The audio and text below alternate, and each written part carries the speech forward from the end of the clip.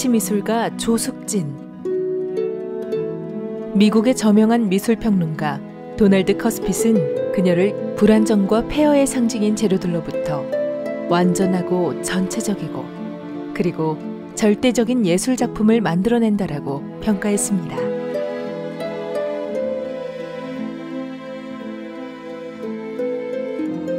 국제조각센터에서 선정한 세계적으로 중요한 조각가 42명 중 유일한 한국인 작가. 버려진 나무와 낡은 재료를 통해 인간의 삶과 죽음, 그리고 시간의 흔적을 표현하는 조숙진 씨의 예술 세계를 만나봅니다.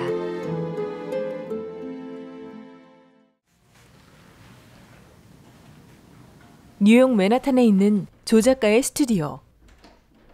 이 공간은 그녀의 예술작품들로 가득 들어차 있는 작은 미술관입니다. 모든 작품들의 재료는 사람들이 쓰다가 거리에 버린 가구와 생활용품들로 누구도 눈여겨보지 않는 것들입니다. 버려진 나무에는 일종의 삶의 흔적이 있다고 생각해요. 사람들이 쓰다가 이제 쓸모가 없으니까 버리잖아요. 그러니까 거기에 뭐 시간의 흐름이나 또 뭐 각각 개인의 어떤 그 메모리도 있고 기억도 있고 그런데 그래서 가치가 없잖아요. 여기에도 충분한 아름다움과 어떤 가치가 있다라는 걸 보여주고 싶어서 이런 작업을 하게 됐어요. 그녀의 관객들은 작가가 제공하는 오브제를 통해 각자의 상상력으로 작품 안에 숨겨진 스토리를 발견할 수 있습니다. 그리고 그 스토리는 각 개인의 삶의 경험에 따라 자신의 이야기로 들립니다.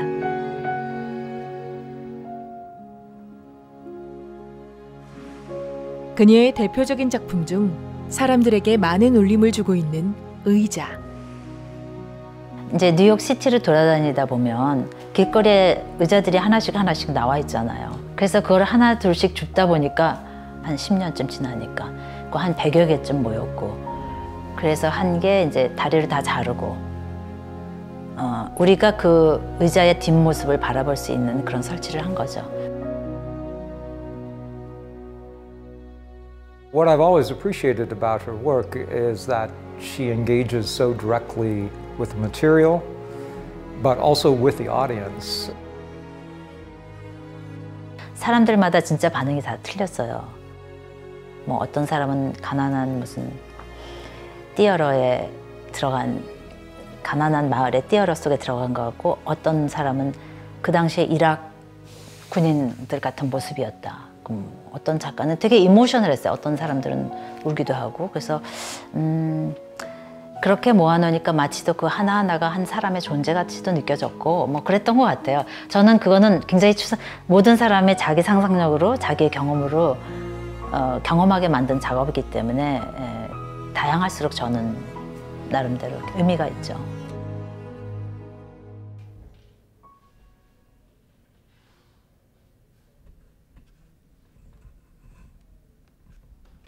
조숙진 씨는 1985년 홍익대 미술대학원에서 서양화를 전공한 후 국내에서 활동을 하였지만 경직된 사회에서 그녀의 꿈을 펼쳐가기란 쉽지 않았습니다. 한국의 미술 시스템에 문제가 많은 게 있어요. 그 당시에도 그렇고 여자에 대한 편견이나 뭐 회화, 조각에 대한 편견이 굉장히 많았어요. 회화는 회화만 해야 되고. 그러니까 저는 그런 바운더리를 좀 깨고 싶었고, 작업도 굉장히 크게 했어요. 왜냐하면 여자는 예쁘게 해야 된다라는 그런 컨셉도 제가 편견도 깨트리고 싶어가지고. 정해진 틀을 깨서 보다 다양한 장르에 대한 도전과 새로운 작품에 목말라 있던 시기. 제가 미국에 온 거는 1988년이고요. 그 계기가 된 거는 85년에 제가 한국에서 이제 첫 개인전을 하고선 이제 한 3년 동안 활동을 했어요. 근데 그때 뭐 열심히 했고, 근데 한국 그 미술 사회가 되게 좁았어요. 그 상황에서 이제 그 일본의 어떤 평론가가 3인전을 전시 초대를 했어요, 도쿄에. 그래서 전시를 하러 가게 됐는데 당시에 한 미국 작가가 개인전을 미술관에서 했는데 그게 엄청난 정말 전시였어요. 이제 회화부터 조각, 모든 전시인데 그런 전시는 당시 한국에서 볼 수가 없었거든요. 그래서 그 전시를 보고 나서 미국에 가야 되겠다.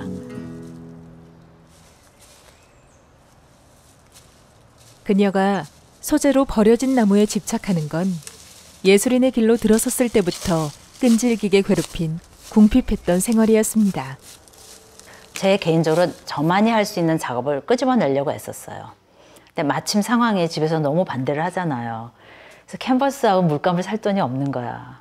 그러니까 캔버스 하나 살 돈으로 합판 10장을 살 수 있어요. 단색과 선생님께서 그건 좋은 재료가 아니다 그렇게 말씀을 하시는데 그 순간에 야, 이거 뭔가 나올 수 있겠구나. 내가 이거를 탐구해서 새로운 언어를 만들어내야 되겠구나. 가치가 없다고 여겨졌던 재료는 오히려 갇혀있던 회화와 조각의 고정관념으로부터의 해방을 맛보게 하였습니다. 그 자유로움은 더 깊은 창작의 세계로 그녀를 인도했습니다. 1990년 1월 뉴욕의 유명 화랑 OK 해리스 갤러리에서의 조숙진 개인전. 그것은 자신의 예술 세계를 주류 사회에 알리는 공식 데뷔 무대였습니다. 사실 첫 개인전을 하고 그 당시에 작품을 이제 새로운 합판하고 낡은 합판 이용해서 약간의 페인터리한 작업을 했거든요. 이제 좀 그 당시에 새로운 작업이었어요. 그래서 반응이 많이 좋았거든요. 그래서 나름대로 확신을 가졌어요, 제 작업에 대해서. 조숙진의 작품은 미술 잡지 아트인 아메리카, 아트뉴스, 뉴욕타임즈 등에서 소개되면서 미국 미술계에 강렬한 인상을 남기게 됩니다. 네, 저 스컵쇼 잡지는 미술 전문 잡지로 권위 있는 잡지 중에 하나인데 이제 제 작품을 표지에 이렇게 실어줬다는 거는 작가 입장에서는 굉장히 의미 있고 보람된 일이죠. 왜냐하면 이제 작품성을 그만큼 인정했고 이것은 천재 비디오 아티스트 백남준 이후로 한국인 작가로는 두 번째 있는 일이었습니다. She knows what will work for her benefit in terms of a piece of art. It's not that she's trying to impress people so much, but she's trying to impress them with a significant idea. And I think that that's what the best artists always do.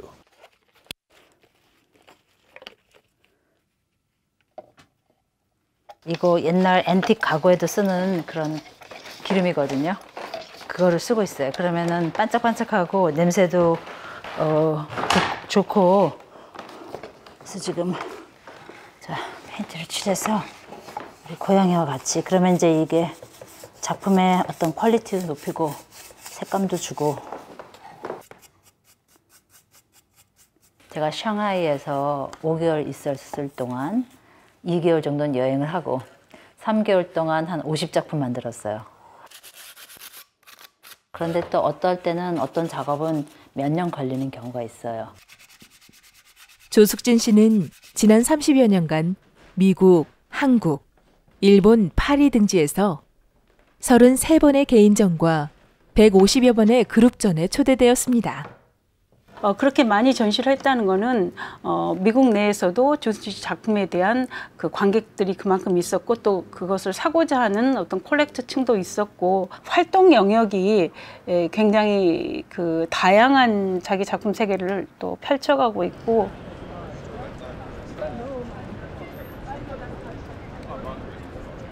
저기도 작품이 있는데요. 미국 작가인데 프랭크 스텔라 작품이에요. 꽤 알려진 작가.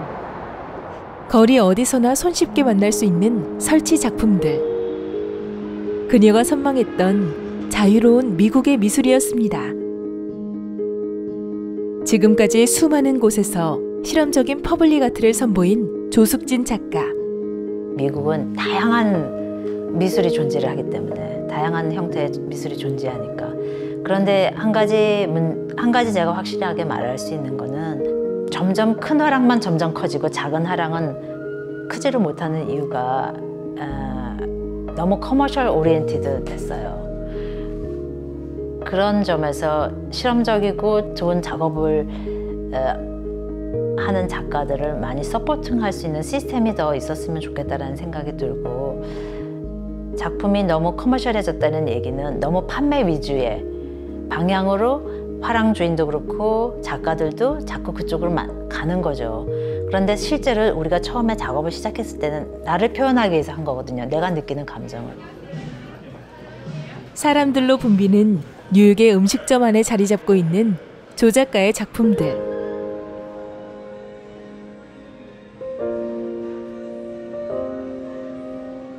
미술과는 상관없어 보이는 장소.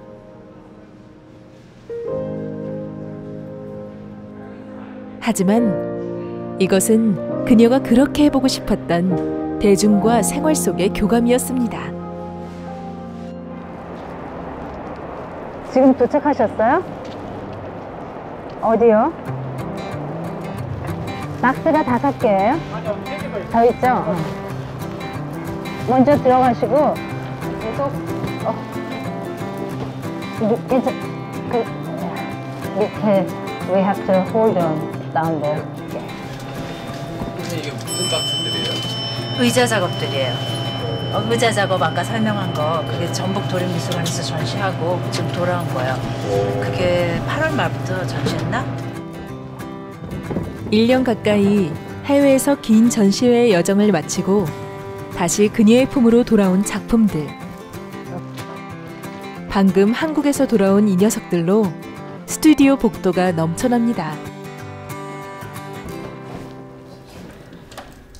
이제 창고에 다시 넣는 일은 남편인 피터 씨의 몫. 지금까지 한마디 불평도 없이 조용히 그녀를 내조하고 있습니다.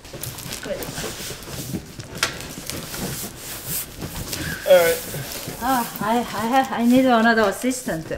Yeah, exactly. 피터 씨는 헐리우드와 뉴욕을 오가며 활동하는 배우입니다. 문화 예술을 같이 보러 다니는 거 되게 좋아하고, 특히 이 사람 플레이와 영화 그런 필름 쪽 액터니까 저도 그런 거 보는 거 좋아하니까 같이 많이 보러 다니고, 작품 몇 번도 큰 작업할 때 또 와서 참여도 했고 굉장히 서포티브해요. 좋아해요, 제 작품을.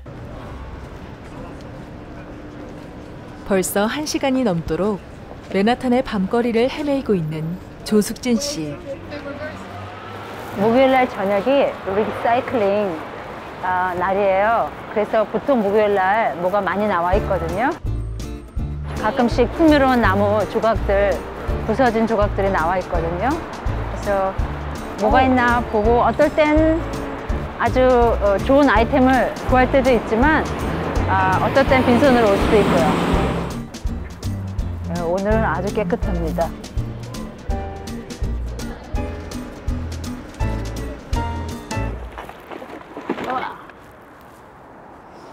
이건 하나 쓸만한 것 같은데요?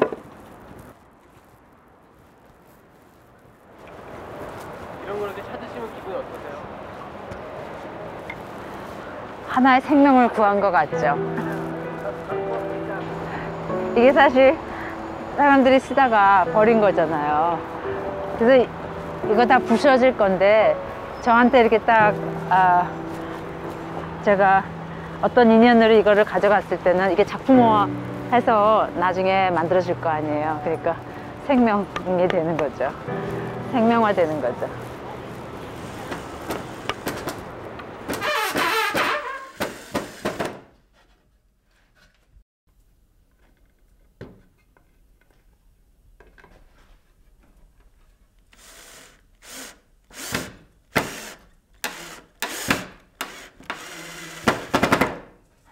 이 작품은 이미 제목이 정해져 있어요. 봉우리라고.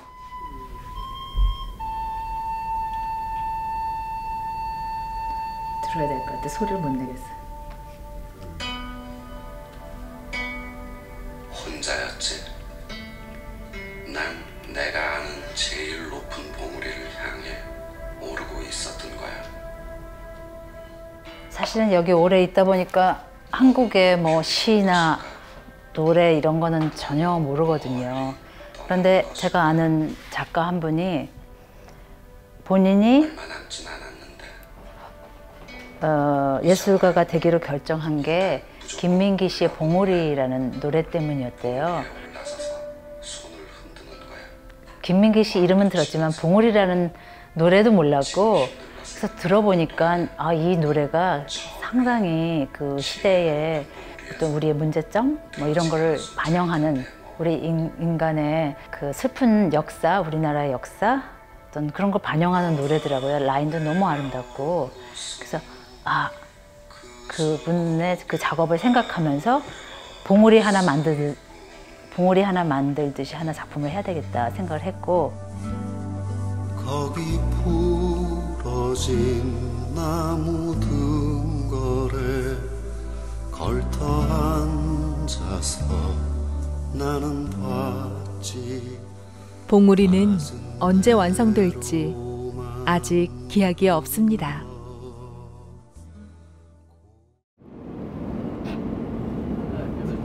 조숙진 씨와 남편 피터 씨가 향하는 곳은 브루클린 부시윅. 요즘 새롭게 떠오르고 있는 예술가의 거리입니다. 맨하탄의 비싼 렌트비를 감당하지 못하고 점차 외곽으로 쫓겨나는 갤러리들. 갈 곳 없는 가난한 젊은 아티스트들은 이곳 부시윅의 낡은 공장과 창고들을 개조해서 그들만의 자유분방한 예술을 표출하고 있습니다. 지금 부시윅에 왔어요. 브루클린 부시윅. 제가 4월에 여기 블랙 앤 화이트 갤러리에서 개인전을 하기로 했거든요. 근데 이제 이 갤러리가 원래 브루클린에 윌리엄스버그에 있다가 첼시도 있다가 같이 두 개 하다가 뭐 첼시가 하도 올라가고 건물을 판매하니까 이쪽으로 아티스트가 먼저 오기 시작했어요. 한 10여 년 전 됐어요. 그리고 갤러리들 또 옮겨오고. 그래서 여기서도 또 하나의 씬이 벌어지고 있어요. 굉장히 영 에너지가 있고 흥미로운 곳이에요. 갤러리를 둘러보는 조숙진 씨. 작품마다 작가의 철학과 걸어온 인생이 묻어 있습니다. 우리나라도 지금 미술계 시스템이 굉장히 많이 좋아졌지만 아직도 그런 일을 하다 보면 전문적인 부분에서 아직은 많이 멀었거든요. 근데 여기서 일할 때는 정말 그런 전문성적인 면이 상당히 퀄리티가 있고 네, 그런 점에서 좋은 것 같아요. 지금부터의 과제는 그녀가 이 공간에 풀어놓을 스토리텔링. 그것은 낡고 빛바랜 가치를 아름다움으로 다시 부활시키는 것이 아닐까요?